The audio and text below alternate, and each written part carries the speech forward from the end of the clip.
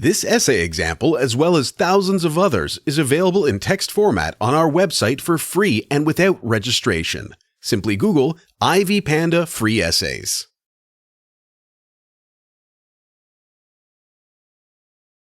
In his article, Kristof states that the improvement of governmental gun regulation methods can help reduce the rate of gun homicide in the United States.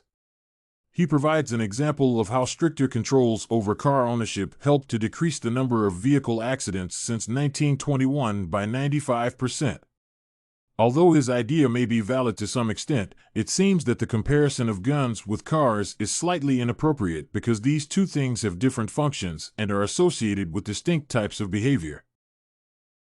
Supica claims that, throughout history, weapons, and guns, in particular, were used to put food on the table, to provide personal protection, to enforce or defy the law, to defend or acquire territory and treasure, and to liberate or to enslave. Weapons can indeed be used in recreational activities, such as hunting or competitions, but, primarily, they are warfare tools.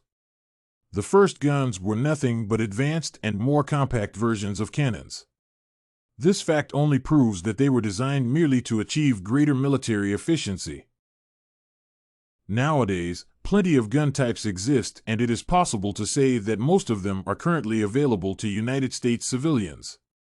Masters observes that several gun advocates consider ownership a birthright and an essential part of America's heritage. However, as statistical numbers show, when gun availability is high, the number of mass shootings is big as well. Only in 2015, there were 372 mass shootings across the country. These statistics make the United States a global leader in gun violence. Although Kristof considers that it would be inadequate to confiscate guns and prohibit people to bear them, it seems the right thing to do. In such countries as Israel, Canada, and Japan, the government controls gun violence by banning the ownership of some types of weapons, for example, semi-automatic guns, introducing mandatory licensing and governmental registration, and requiring individuals to complete instruction and education courses before granting them arms. In Norway, for example, people who want to own a gun are also asked to give a valid reason for this. The annual gun homicide rates of 31.3 in Norway and 30.8 in Canada demonstrate that these measures can be effective. The background check procedure is another important activity in the process of gun ownership granting. The Brady Act, passed in 1993, requires federally licensed firearms dealers to carry out extensive buyer's background checks before every purchase. Nevertheless, although many people were denied having weapons since the time the rule was enacted, this procedure alone is likely unable to prevent all dangerous individuals from owning a gun. It is possible to say that by developing stricter weapon ownership regulations, the United States will be able to decrease gun violence.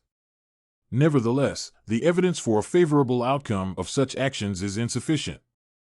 Moreover, what can be effective in European and Asian countries may not necessarily be as efficient in America because of local attitudes to weapons. In the United States, public opinion regarding gun ownership is controversial. Some people are against it, and others advocate for it. Although Kristof seems to be on the side of the latter, in the objection to his comparison of cars with weapons, it will be valid to notice that while automobiles were created to travel and reach distant places, firearms were designed to kill. One may use such words as protection and self-defense to mask reality, but the truth is that the result of shooting a gun is always the same. Thus, it is possible to conclude that the complete prohibition of gun ownership is the best guarantee for the prevention of homicide.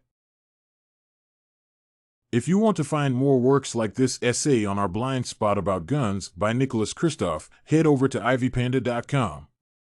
It has a collection of free samples with thousands of submissions covering virtually all academic subjects. No registration required to access it.